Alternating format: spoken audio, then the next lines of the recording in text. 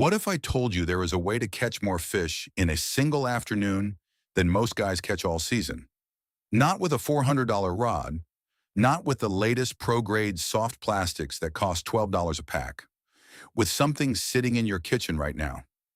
I know how that sounds. I thought the same thing. Then I met an old-timer named Earl on the banks of the Susquehanna River, and he showed me something that changed everything. By the end of that afternoon, I had 81 fish. He had 63.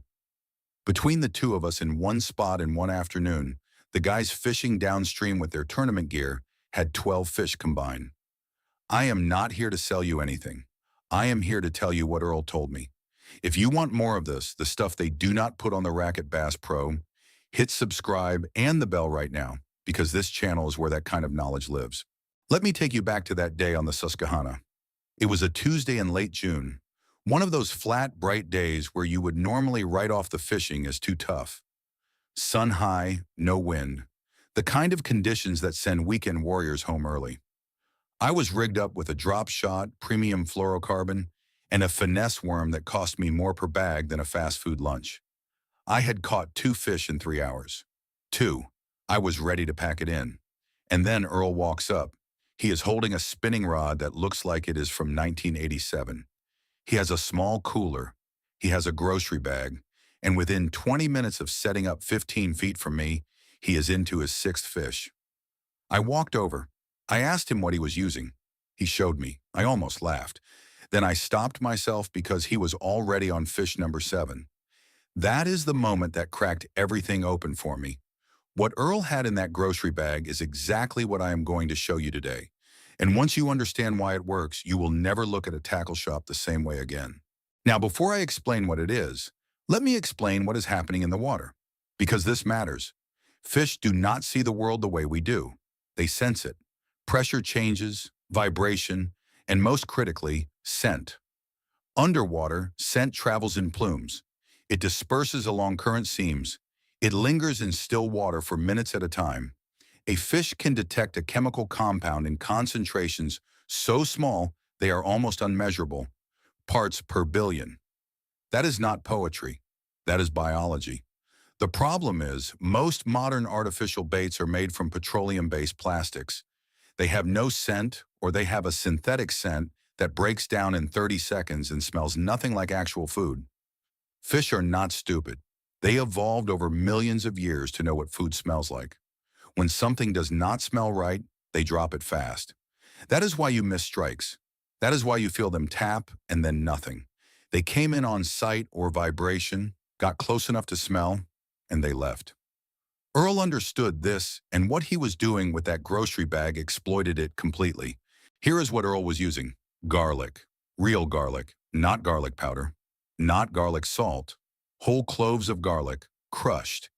He would take his soft plastic baits, whatever he had, tubes, crawfish, grubs, it did not matter, and he would store them in a small Ziploc bag with 3 or 4 crushed garlic cloves and a splash of anise oil. Anise oil smells like licorice. You can get it at any grocery store in the baking aisle, right next to the vanilla extract. He would let those baits sit in that mixture for at least a day before fishing them. And when he pulled one out of that bag, the scent hits you from 2 feet away. Strong, sharp, absolutely loaded. Now I know what you are thinking. That sounds like it would spook fish. That was my first thought too. But here is the thing.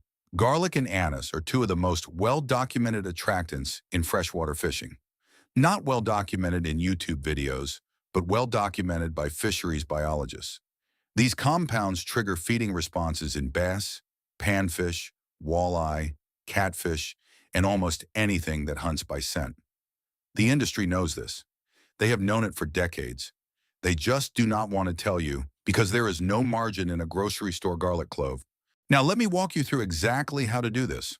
First, you need a small container with a tight lid. A Ziploc bag works.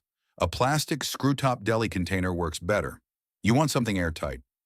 Second, take 4 to 6 cloves of garlic. Do not mince them. Do not slice them.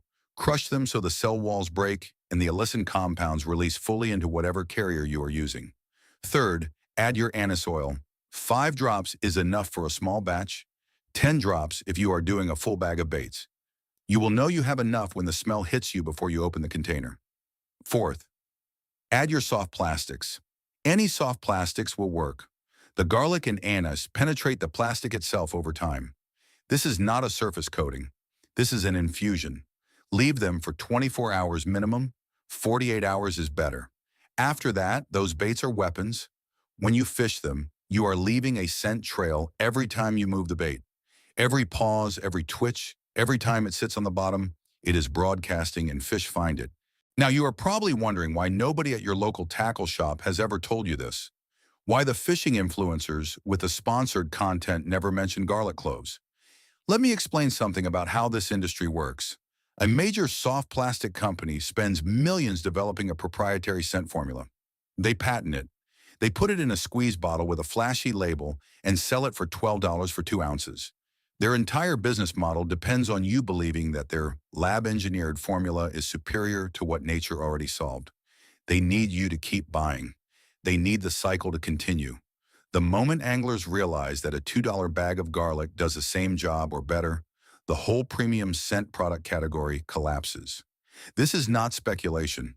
There are tournament circuits that have specifically banned natural bait additives because they create what organizers called an unfair advantage. Think about that for a second. A natural, legal, biodegradable kitchen ingredient is banned from competition because it works too well. That is your proof. You do not ban things that do not work. You ban things that threaten the balance. And garlic and anise threaten the balance completely. Let me go a step further and give you a couple of variations that take this even higher. Variation 1 is what I call the double stack. Do the garlic and anise soak exactly as I described. Then, right before you tie on the bait, take a small piece of sponge, the kind you cut from a kitchen sponge, about the size of a pencil eraser, and soak it in straight anise oil. Thread that sponge onto your hook before adding the soft plastic. Now you have a constant slow release mechanism. Every time that bait sits still, the sponge is pumping scent into the water column. That is devastatingly effective on slow retrieves, and when fishing deep structure where the bait sits for long periods. Variation 2 is the garlic salt rub for hard baits. Crankbaits and spinnerbaits do not absorb liquid the way soft plastics do, but you can still coat them. Mix garlic powder and fine salt in equal parts in a small Ziploc bag. After every cast, reach in, grab a pinch, and rub it across the hooks in the underbelly of the bait. The salt dissolves almost immediately in the water and carries the garlic compound outward. It dissipates faster than the soak method, so you need to reapply more often. But on pressured fish in clear water, that subtle scent cloud around a moving crankbait is the difference between a strike and a miss. Here is something else Earl told me that I want you to sit with. He said, the reason old-timers caught more fish than modern anglers is not because they had better gear. It is because they paid attention to different things. Modern fishing culture is obsessed with gear. The right rod, the right reel, braided line versus fluorocarbon. What the pros are throwing this week, all of it is manufactured obsession designed to keep you spending. The old-timers did not have that noise. They fished. They watched the water. They noticed what worked. They kept doing it. And they passed it down. Garlic has been used as a fish attractant for over 100 years in rural fishing communities across America. In parts of Appalachia and the rural South, there were bait shops that sold nothing but hand-tied rigs stored in garlic-soaked water. That tradition got quietly buried as commercial tackle companies scaled up and marketing budgets grew. What I am doing is just recovering what was already there and passing it to you. One more thing I want to address before we close this out. Some of you are going to try this once and not get 81 fish, and you are going to wonder if it failed. Here is what I need you to understand. The scent infusion is not a magic button. It is a multiplier. It makes your presentation significantly more effective. But presentation still matters. You still need to be in the right location. You still need to understand the basic structure of where fish hold. Current seams, depth changes, shadow lines, dock pilings, rocky points. The garlic does not replace reading the water. What it does is close the deal when the fish gets close. Without scent, a fish investigates and leaves. With scent, a fish investigates and commits. And that is the difference. So combine this with basic location knowledge, and your catch rate does not double, it explodes. Earl had 63 years of knowing where fish live. I had about 12. That is why he outfished me. Even with both of us using the same method, when you add knowledge of location to this technique, there is no ceiling on what is possible. Think about what happens the next time you walk up to the water. You have baits in your pocket that have been soaking for 48 hours. You have a sponge rig ready to go. You have the double stack ready for deep structure, and you have something none of the guys fishing beside you have. The understanding of why this works, not just that it works. That is what makes it repeatable. That is what makes it yours. The guys spending $40 on a bottle of synthetic attractant spray are going home with stories about how the fish were not biting. You are going home with a count. Hit that subscribe button. Hit the bell. Tell a friend who has been frustrated with their fishing, because the lake does not care what your gear costs.